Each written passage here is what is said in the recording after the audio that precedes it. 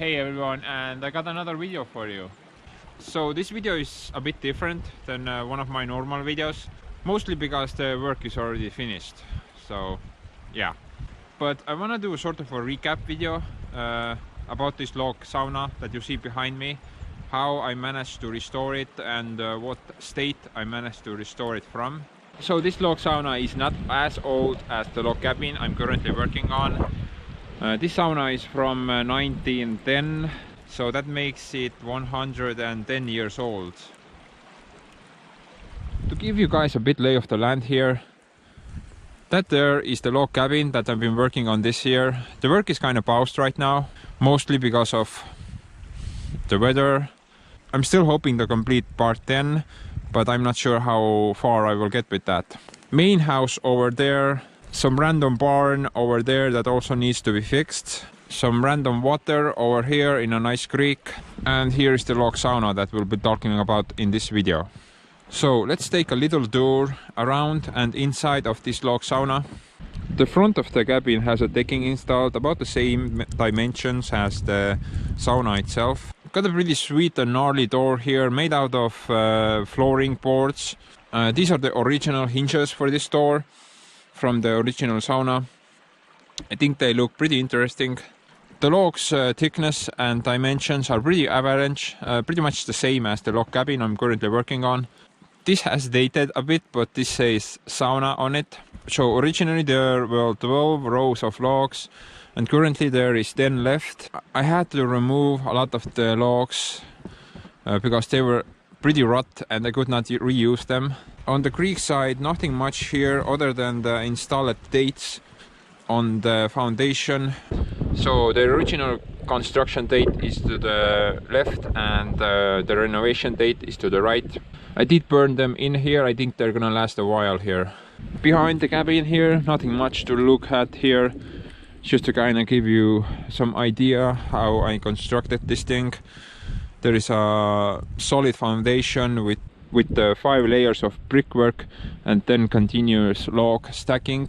So we'll dive into the build a bit later. Same goes for the other side. It's just a pure log wall and nothing too serious. This is the water valve deep inside the ground here to shut on and off the water supply to the log sauna itself. So let's take a look inside now, how it looks. State-of-the-art security system here, guys.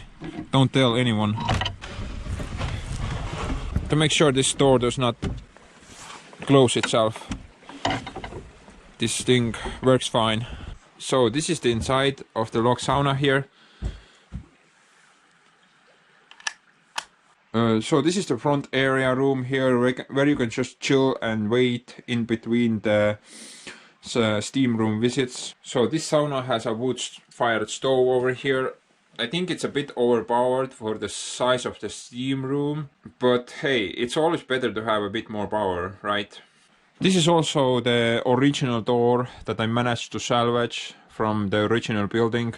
So right now this sauna is a Finnish style sauna, but before it was a smoke sauna, so that's why everything is black. But I really like how these old logs and the doorways look, and I'm really glad I managed to salvage them. So this door was a bit rot. I think it was pretty much rot on the bottom here, but I managed to find some smoked siding boards here and I just added them here to kind of make the door complete.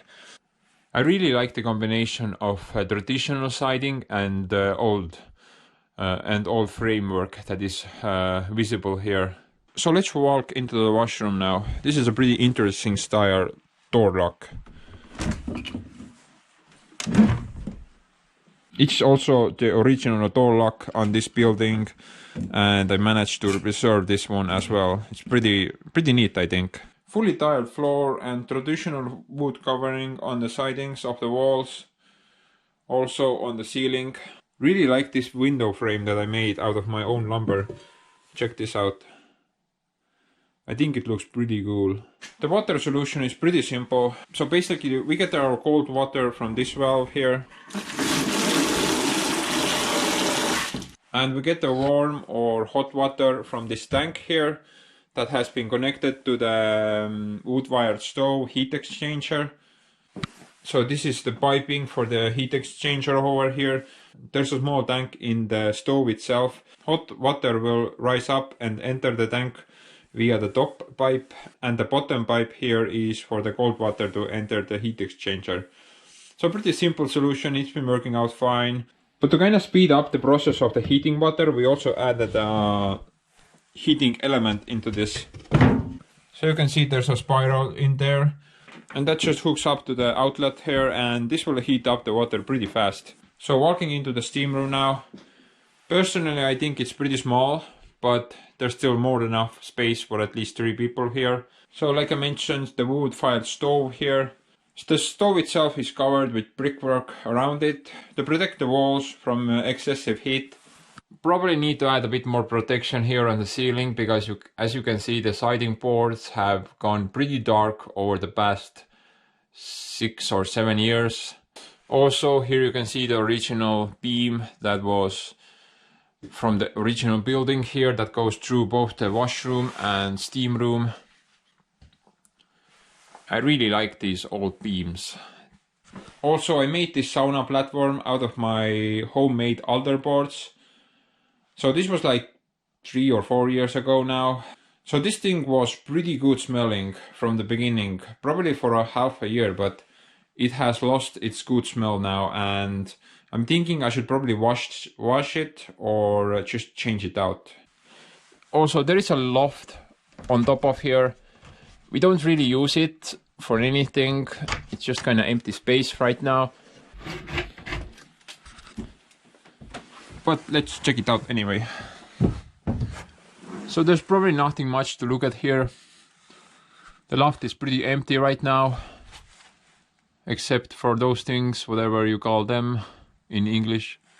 Originally, I did think maybe I'm gonna make some room up here, but to be honest, there's really no space up here. I mean, you would be hitting your head constantly on everything. So ultimately, just decided to against making any loft down up here. So this concludes the tour of inside and outside of this log sauna.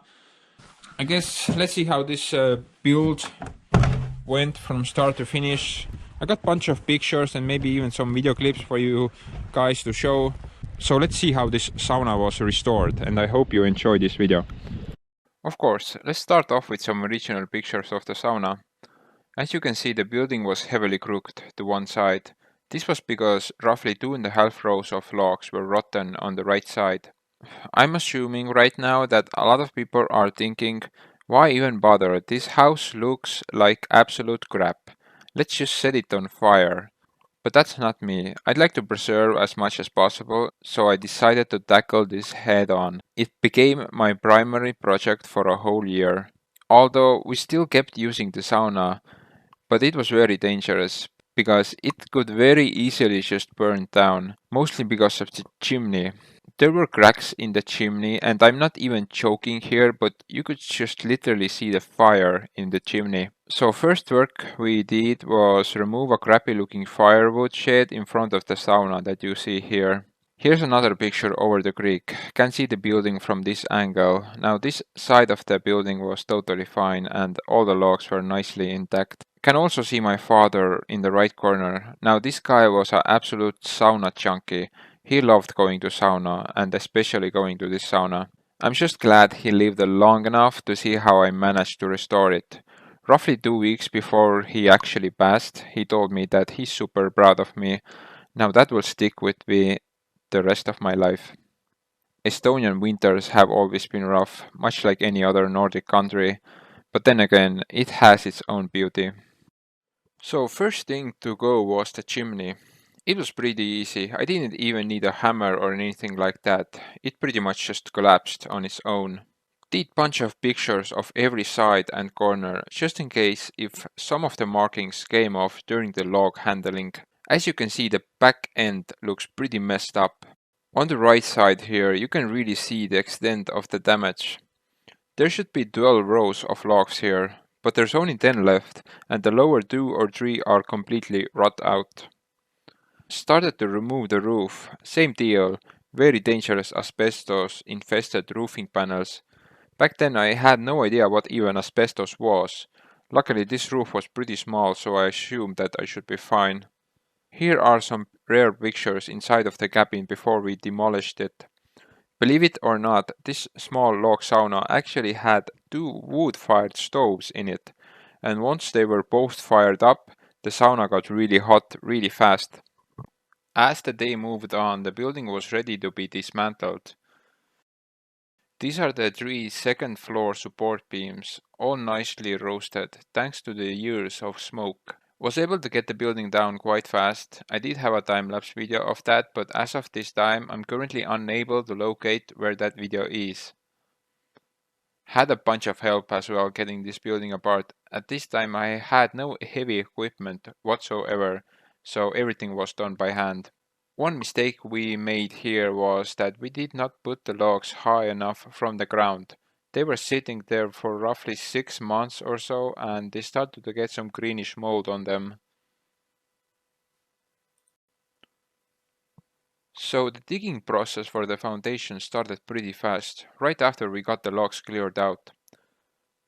I started digging with my shovel with some serious enthusiasm, but after digging for a while I realized this is hopeless because there were so many boulders underneath the original structure and we had no means or strength to really move them about. We ended up deciding to keep the boulders in place and just construct a new foundation on those boulders.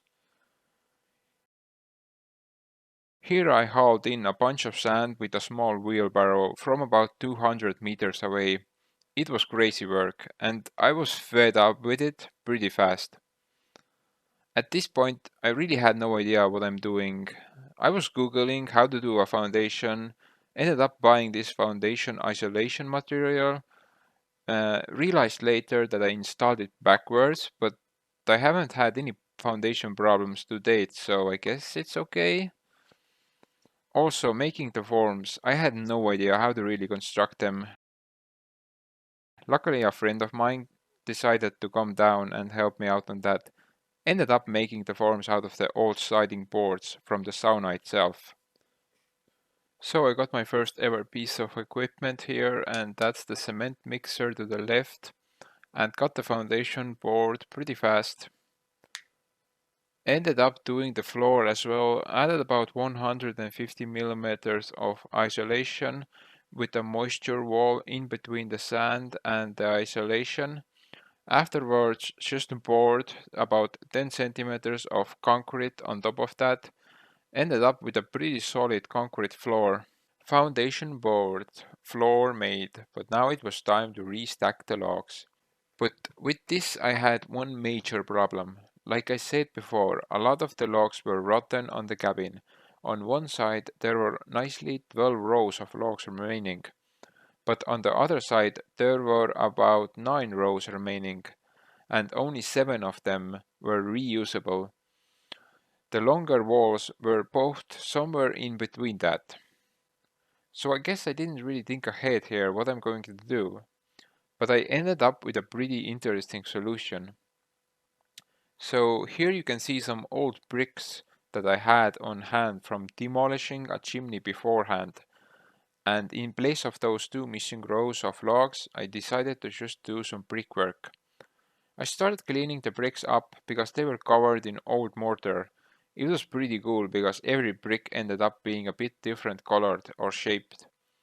Cleaning all the bricks that I required took a long time, and also I went through about 3 angle grinders doing that work. Luckily, I was just able to return a broken down angle grinder back to the shop and they just gave me a new one.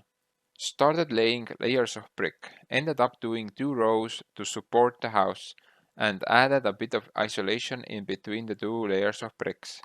I think it came out pretty interesting, and so far in the 7 years it had stood there, not a single brick has cracked or broken.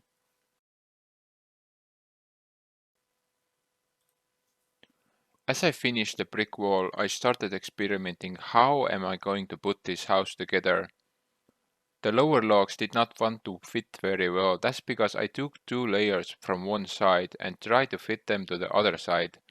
Had a lot of cutting and fine tuning to do to get the logs to fit as well as they could.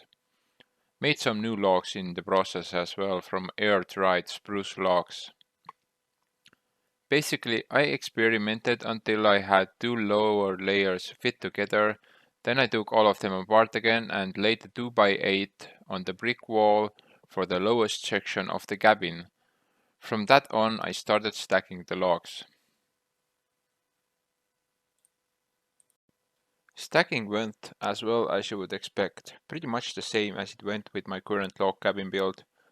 Because the logs are already pre-cut, it's pretty much like putting a puzzle together. Sometimes though, you need to adjust some nuts and such with a chainsaw and a chisel, but overall the stacking went pretty smoothly. Only thing that was annoying was that the higher I got, the more troublesome it became for me to lift the logs higher and higher. Because at the time I had not a single tractor or excavator to help me out.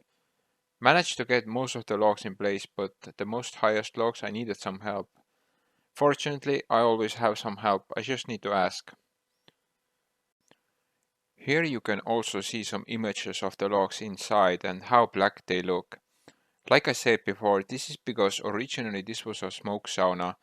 When I was a little kid, they used this sauna to smoke pork. And I always wanted to go to the sauna because of the smell of smoked meat was so good inside the building. Here's my mom, by the way, and she helped me out a lot on this build as well. For the floor of the loft, I used some standard lumber and some OSB boards on top of that lumber. Keep in mind that all this work was done on the middle of the winter, so it was really cold working on the cabin at that time. Now all the logs are stacked and obviously the next thing is the roof. Did not have my lumber mill at the time, I just had to buy all the lumber. For the roofing supports I used 2x8s that I got off local lumber yards and 2x2s for the cross trusses. I did leave too big of a gap in between the main roof supports, but after 7 years it has shown no signs of sagging, so I guess it's fine. They say you should leave a minimum of 0.5 meters up to a maximum of 0.8 meters of gap between the supports, but what I did roughly was 1 meter gap. For undercoating, I used breathable fiber undercoating or something like that. What that means is it lets moisture pass through and also keeps the house dry if there is a breach in the main roofing material. Moisture is a big thing in a sauna, so letting the moisture out as fast and efficiently is important. Roofing material itself is exactly the same as the one I put on the cabin. Concrete roofing tiles made by Monier, mostly popular in northern Scandinavian countries. I like them because how easy it is to lay them on the roof. You only need to anchor the first and last row to the trusses. Every other row will be layered on top of each other, and how they stay together is quite unique. Their own weight will actually keep them in place. Even heavy winds don't have a chance of moving them around. And we've had some serious winds over the past 7 years so far. This is the first roofing we did on the property, so that's why we have sticked with this dark grey color. Wanted to have all the houses with the same roofing color. As I finished the roof, I stopped all work on the building, and that's because of the same reason I'm currently unable to continue the cabin build at this time. And the reason is I wanted to wait for the logs to settle down under the weight of the roof. The problem is that if you start installing windows, doors, or whatever right away after you stack the logs, in a year or two there is a good possibility that said windows or doors will not open or close properly. Wanted to avoid that, so I waited around 7 months for it to settle. Only was able to complete some minor things that were less important. So fast forward to summer now, started working inside the cabin. First thing we did was went over the entire cabin with heavy coating of dark tar oil. This coating helps to protect the logs from water and moisture. Also it made the cabin look really nice, I think. Did some work on the loft as well, mostly insulating the walls and the roof. But 2 years later I decided to remove the insulation because of some moisture related problems. Apparently on the loft area, when it was cold outside, excessive moisture would collect on the moisture wall. So to avoid any problems for the future, I just decided to remove the insulation completely and make it an open loft with the outside so air can pass through it more easily. A buddy of mine finished off the chimney and we started working inside. For some odd reason, I never took pictures inside very much, so sadly I don't really have a lot to show you here on the process part. Sorry about that. Our first year went by using the sauna. It was nice and all, but stepping on that sand all the time when exiting the building was annoying as hell. Check this out. We used a pallet for a while as a step out decking from the sauna. It was quite an interesting solution, but it worked.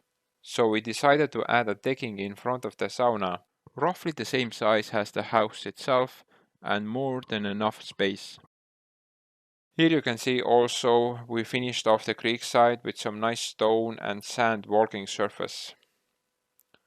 So overall this is how the sauna came about. Total process took about 2 years if we include the decking installation. Most of the work was done by me, but credits also go to my family members, my cousin and his family members, and also a couple of friends. So I'd like to take this moment to thank all of you.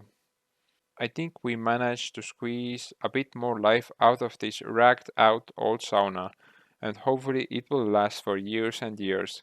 Currently I'm treating the logs from the outside at least once per 2 years with that same tar oil.